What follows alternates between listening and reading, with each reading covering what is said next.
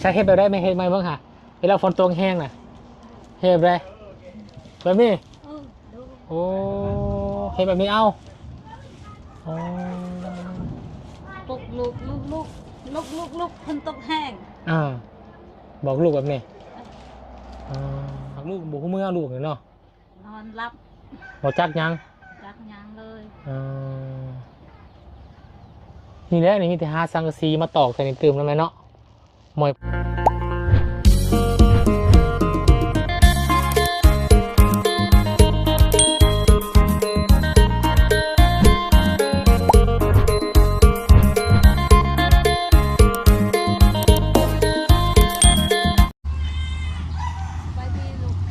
สวัสดีแม่โอ้ยเห็นแล้วน้องมูกสวัสดีปับเลยพี่น้องเนาะทางแม่น้องปั๊ปปี้พี่น้องเนาะใส่ขออนุญาตนี่ไม่เนี่ยฝนกับชิตกแล้วเนาะมันนี่บดไปสวนบ่แม่ไปมาเลยปลูกได้บ่แล้วบ่มันน่ะปลูกได้บ่แล้วหมดแล้วพอดีบ่บ่จุบซ้ำเคยจังในบัดเนี่ยไปหาคอละมันน้ำหมูบ่ได้ไปหาคอละมันน้ำหมูบ่ได้ไปหมดแล้วโมแล้วบ่มีหมูกับบ่มีเลยหมูกับบ่มีพี่น้องเลยมื้อนี้น้องป๊อปเพิ่นไปเฮ็ดเวียกบ่โดยพี่น้องเลยเนาะน้องๆเพิ่นไปใช้เบิดซะไปเล่นเพิ่นบ่ได้เข้าโรงเรียนบ่มื้อนี้บ่วันเสาร์วันเสาร์บนก็ลืมมือลืมวันเลยวันเสาร์พี่น้องเลยเอาพี่น้องเลยไปสามีหาบอลนั่งบอลเช้าปะขึ้นไปตั้งเพื่อนไปใช่ปะขออนุญาตโอ้พี่น้องเลยบ่ได้เคยสัมผัสแม่เพิ่นจักเถื่อมาบ่ได้กับสัมผัสแต่น้องป๊อปเนาะบ่ได้ถามความรู้สึกหรือว่าทางแม่เพิ่นจักเถื่อเลยพี่น้องเลยเนาะว่าเป็นในแน่มีความรู้สึกจึงใดแล้วก็มีความคิดเห็นแบบใดเนาะสำหรับแม่น้องป๊อปกันพี่น้องเนาะทางบนเองก่อนอื่นขอกราบทักทายสบายดีเด้อพี่น้องเด้อสบายดีและสวัสดีในยามบ่ายพี่น้องเอ้ยเนาะฝนกำลังตกลงมาพี่น้องเอ้ยฝนเริ่มกระนำวันไวลงมาเด้อพี่น้องเด้อจักมือได้เนาะตากฝนแบบนี้มือได้สิหักลงเนาะเพื่อนชานด้านแผ่นแล้วพี่น้องเอ้ยเพราะว่ามีหลายสิ่งหลายอย่างอยู่อยากถามทั้งแม่น้องป๊อปแล้วก็ถามทางน้องป๊อปเพิ่นบูฮู้น้ำแม่พี่น้องเนาะก็ใช้มาถามมุมทั้งแม่มาสัมภาษณ์ทั้งแม่เบิ่งต้องเบิ่งพี่น้องเลยกินข้าวแล้วบ่แม่ยังอยู่คือบ่กินบ่ายโมง2-3 โมงบ่กินบ่หิวบ่หิวเฮ็ดเวียกยังหิวบ่เวลาบ่เฮ็ดเวียกเนี่ยบ่กินแบบว่าย่ำหิวแห้งอย่ากินนะเนาะแบบไรคือบ่กินแบบย่านเขาเบิดหรือว่าประหยัดบ่มันบ่อยากเองมันนี่บ่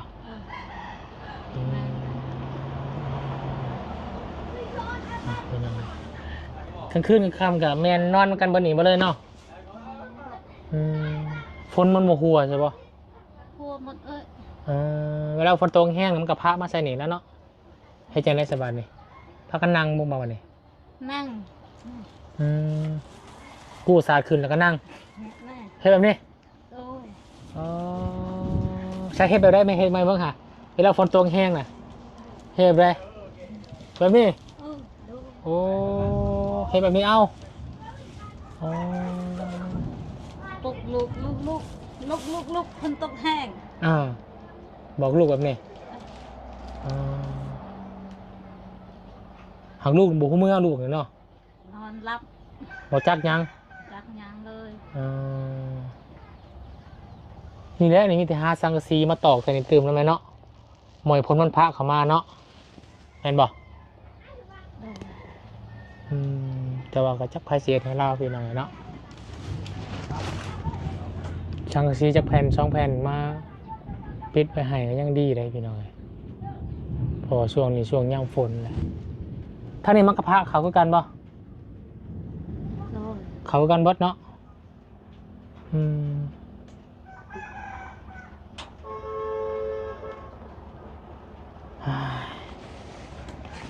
เอาพี่น้องไอ้นอกจากให้ทั้งแม่น้องป้าผลสายทิศเบิ่งเมื่อกี้ก็โอ้ยเห็นแล้วก็เป็นภาพที่เฮาเห็นใจตนเล่านะพี่น้องเอ้ยอืมทางน้องป๊อปได้บอกทางแม่อยู่บ่เอาไม้ให้กระดัดก่อนทางน้องป๊อปเพิ่นบ่ได้อันนะบ่บอกทางแม่บ่ว่าเรื่อง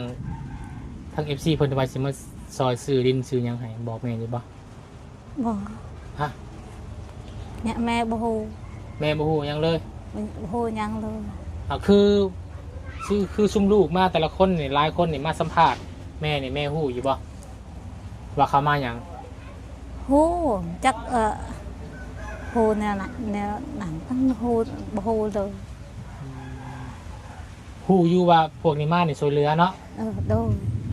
แต่ว่าก็ยังคือบ่เห็นซอยหยังเนาะแม่นบ่ เห็นแล้วลูกให้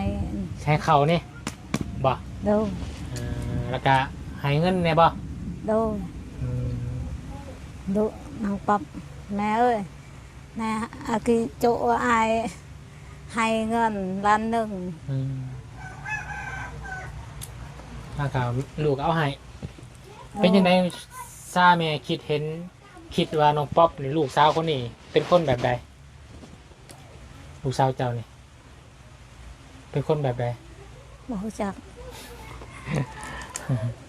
ลูกสาวเจ้านี่เป็นคนดีป่ะ โดย เป็นคนดีป่ะ ดี ฮักลูกฮักแม่ฮักน้องป่ะ โดย มีแต่เล่าผู้เดียวแล้วนะเบิ่งครอบครัวเนาะ โดย ตั้งแต่พอจากไปเนาะ โดยแต่ยุแต่ตอน12 ปี พอเราจากไปนะเราอายุ12 ปี โดย นับแต่นั้นมากกับมีแต่เล่ากับมีแต่น้องป๊อปกับแม่และเบิ่งน้องเนาะ โดย เลี้ยงลูกมาเนาะ โดย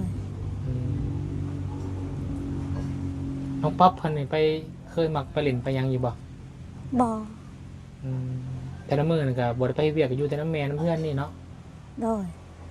เฮ็ดเวียกเฮ็ดหญ้าเฮ็ดสวน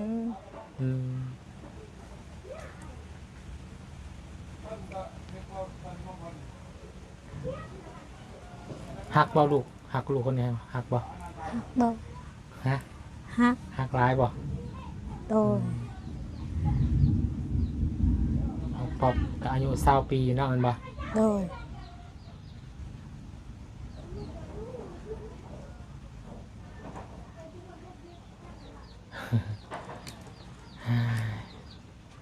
แต่มีแต่ว่าซุ่มลูกๆเนาะชื่อว่าซุ่มน้องๆมานี่เด้อก็มาอยากซอยครอบครัวเจ้าให้มีอยู่มีกินนี่แหละเด้อ โดย แต่ว่ามันก็ต้องใส่เวลาแน่เนาะคือว่ากะใส่เวลาไปโดนนานกะบ่มีกะแม่กะมีก็เป็นไปได้ อันนี้เฮายังบ่คอนเฟิร์มว่าทางเฮาสิซอยครอบครัวเจ้าได้ซำใดเด้อ โดย ถ้าน้องป๊อปเพิ่นสิเข้าใจอยู่น้องป๊อปเพิ่น หัวใจแม่บ่หัวใจหยังเลยแม่เลย ทางลูกก็เลยอยากอธิบายให้แม่ฟังนี่แหละเนาะ โดย คือลูกๆมาทำสัมภาษณ์ครอบครัวแม่บางเทื่อนี่ก็ซอยเหลือซ้ำที่เพิ่นซอยได้เนาะบางเทื่อก็ได้แต่ข้าวสารข้อสอบหนึงบางเทื่อก็ได้แต่เงินล้านหนึงเบิดเท่านั้น แต่บางเทื่อก็ขึ้นอยู่กับบุญวาสนาเนาะ โดย บุญวาสนาของครอบครัวแม่ระบบน้องปั๊บเพิ่นสิมีผู้ใหญ่ใจบุญซอยได้ซำใดเนาะ โดย ถ้าว่าชุมลูกมาถ่ายทำมาถ่ายคลิปถ้าว่าซอยบ่ได้ก็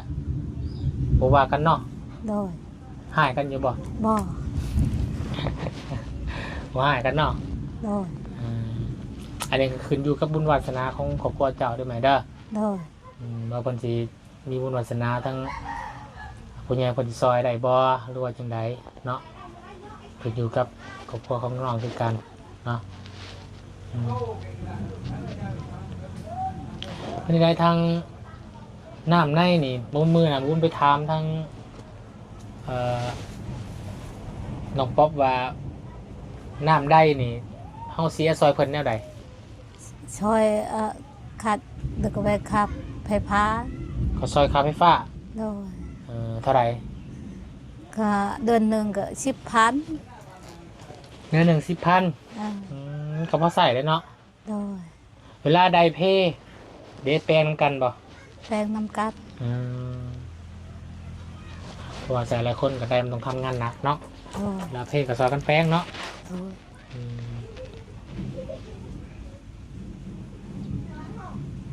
เพราะว่าบางเทื่อทานออกปอคนบ่ฮู้มีแต่ว่าเรื่องเวียกเฮือนเวียกซ่านในบ้านนี่มอบให้แม่เบิดเนาะ โดย เดี๋ยวแต่หาเงินมาได้ก็ให้แม่ ให้แม่ ขอถามโดยสตวของแม่แน่บาดนี้พี่น้องเนาะผัวตายไปนี่ตั้งแต่น้องป๊อปอายุ12 ปีบ่ โดย ตอนนี้น้องป๊อป20 ปี โดย คือว่าผัวเจ้าตายไปนี่8 ปีแล้วเนาะ โดย เจ้าบ่ได้คิดสิอยากเอาผัวใหม่เลยบ่ บ่ เป็นหยัง ไม่อยาก อืม อยากเลี้ยงลูก อืมบ่คิดสิอยากเอาผัวใหม่เลย บ่ อืมเป็นหยังคือบ่อยากเอา บ่อยากเอาซื่อ อืม ๆอยากผัวบ่หักบ่แพงลูก อืมยันว่าเด็กผัวใหม่มาน่ะลูกผัวบ่มักบ่ฮักบ่แพงลูกเฮาเนาะ โดย อย่ามันตบมันตีเนาะ โดย ก็เลยว่าตัดสินใจตั้งแต่ผัวเสียมาบ่เคยเอาคิดจะเอาผัวเอาพ่อใหม่มาให้น้องลูก บ่ เนาะ บ่ อืมอืมอืมอืมก็ถือว่าเป็นการที่ดีเนาะพอลูกเฮาก็หลายเลยเนาะห ลู ก ก คน หลาย6 คนไปเอาผัวเอ้ยบ่อยากลูกเอ้ย อืม ทุกข์ เปรียวถ้าว่าได้ผัวก็ต้องไปยุ่นผัวแม่กันเนาะ โดย ลูกสิยุ่นไผบัดนี้เนาะ โดยลูกก็ทุกข์ อืม แม่ก็อยู่นำผัวจะลูกก็ทุกข์ ลูกสิยุ่นไผเนาะ อ่า ก็เลยว่านี่แหละคือที่แม่เพิ่นสิ่งที่แม่เพิ่นบ่เอาผัวใหม่หรือว่าเอาพ่อใหม่มาให้ลูกๆ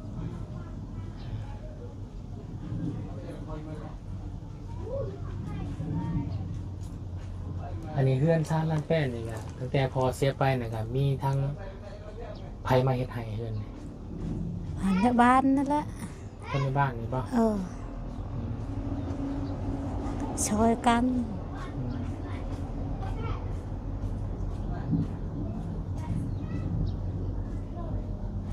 แม่ก็เฮ็ดบ่เป็นเฮือนจักสิเฮ็ดได้ใด อันนี้ก็จักสิฮักมื้อใดเนาะ โดย จักสิฮักมื้อใดจักสิเฮ็ดมื้อใดฮักตอนใดพี่น้อยครับเพื่อนก็นับมือนับผู้พังฝนตกใส่แดดถือก็เริ่ม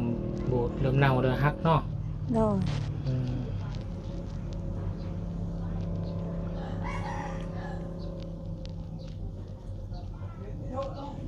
ทั้งแม่นี่ก็ฮู้จักบ่วุ่นอยู่บ่ฮู้จักบ่ รู้จักล่ะ ฮู้จักกระดนหรือบ่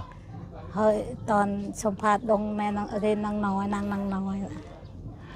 เฮ็ดเฮือนให้เพิ่นเนาะ โดย เป็นปีหนึงแล้วเนาะ โดย อืมอันนี้ก็บ่ฮู้ว่าบุญวาสนาของแม่และของน้องปั๊บสิมีคือของน้องแม่น้องน้อยหรือบ่เนาะ โดยจักบอกว่า อ่า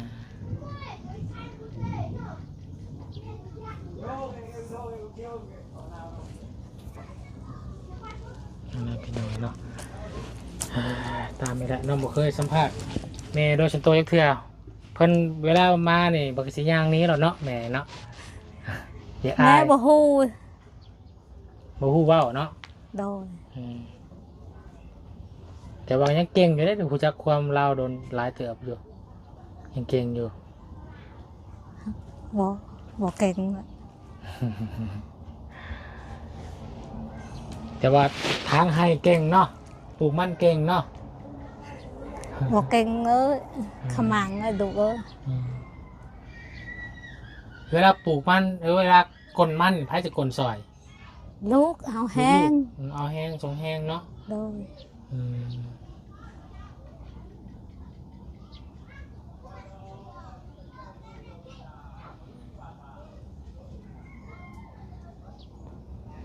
อันนี้เราลูกชายนอนบ่ โดย ลูกชายอยู่17 ปีเนาะ โดย อีบ่โดนก็ได้เมียแล้วเนี่ย รักและ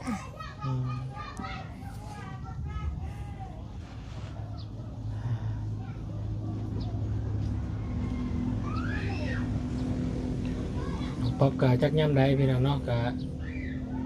หมู่รุ่นน้องป๊อปนี่แม่นเพิ่นเอาผัวเมียเบิดแล้วเนาะเอาผัวเบิดแล้วเนาะ นั่งเรียง ต้องเลี้ยงหมู่แล้วบ่ โดย ในบ้านก็มีแต่2 คนแล้วนั่นเนาะ โดย ที่เหลือผู้บ่าวรุ่นเดียวกันกับผัวเบิดแล้ว อยากได้ลูก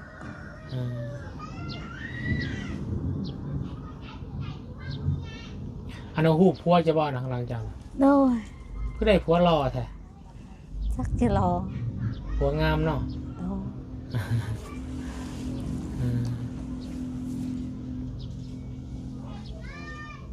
รูปภาพที่คนไทยไว้แต่ตอนยังหนุ่มเนาะผมเพิ่งพาห้องฝนกับตกแล้วมันกระพะมาอีกแล้วนี่จะอยู่ได้สำหรับอยู่ได้เนาะมีแต่หาสังกะสีมาเนาะหาสังกะสีมาตอกใส่นะแม่เนาะมีบ่สังกะสีเก่า โอ้ย พอมีปะอย่างหน่อยมีสังกะสีเก่าก็ได้มาตอกใส่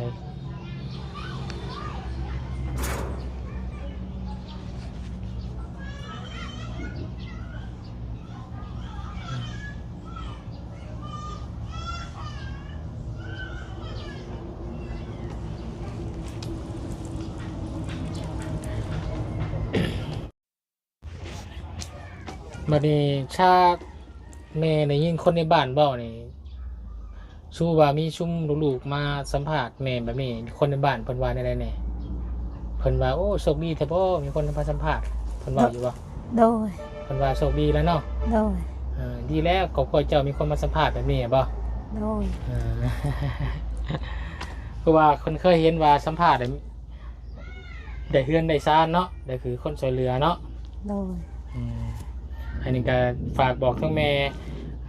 ให้แม่เข้าใจแล้วก็ให้แม่ชื่อว่าจังได๋พี่น้องเนาะให้อย่าเฝ้ามีความหวังหลายเนาะ โดย มีแต่คนซอยได้สำได้ก็เอาสำนั้นเนาะ โดย เห็นว่าโอ้ลูกๆมาสัมภาษณ์ว่าเพื่อนอื่นคือมีเพื่อนเฮ็ดเพื่อนให้มาสัมภาษณ์แม่คือบ่เฮ็ดเพื่อนให้นะเนาะอันนี้เฮาก็ขึ้นอยู่กับผู้ใหญ่คนที่ซอยเด้อ โดย อยากให้บ่อยากให้แม่เพิ่นน้อยใจหรือว่าเข้าใจผิดนะพี่น้องเนาะบางเทื่อนี่บางครอบครัวเพิ่นบ่เข้าใจเด้ว่าเฮามาสัมภาษณ์ครอบครัวเพิ่นเป็นหยังคือบ่ได้ไปสัมภาษณ์ครอบครัวเพิ่นนั้นคือซอยมาครอบครัวข่อยคือบ่ซอยหั่นนะ บุญวัฒนา ขึ้นอยู่กับบุญวาสนาเนาะ โดย เข้าใจน้ำกันพี่น้องเนาะคุณเคยเห็นแล้วพี่น้องบางหมู่บ้านหรือบางเมืองบางหมู่บ้านนั่นแหละเนาะเขตเชฟบวนเลยบางเทื่อเพิ่นก็บอกเข้าใจว่าไปซอยกับพวกนั้นคือให้เขาให้น้ำมาหาข่อยคือมีเขาให้นะ แม่เข้าใจ นั่นแหละพี่น้องเราก็เลยอยากอธิบายแม่เพิ่นให้เข้าใจน้ำกันมันเนาะนั่นแหละเด้อแม่เด้อแม่ยังกอบหมู่ทีมงานตั้งชื่อให้แม่ยังกอบบ่แล้วแม่กำเนาะ โชคดี แม่โชคดี โอเคได้แม่โชคดีเด้อ โดย ทั้งบนจะไปเวียกทางอื่นก่อนเด้อ โดย มื้อหน้าสิมาเยี่ยมยามใหม่เด้อ โดย เอาดีๆไม่แห้งสบายดี สบายดี เอาขออนุญาตเอาไม้หน่อยพี่น้องไว้ถ้าลูกสาวมาแต่เฮ็ดงานเนาะหลังค่ะโอ้ฝนกับพี่น้องเลยใช่โอเคพี่น้องเอ้ยเนาะฝนฟ้าอากาศกับสลมฝนไว้ลงมาเลยเรื่องอะไรน้องป๊อปก็สิฝนพระเข่าแล้วพี่น้องเลย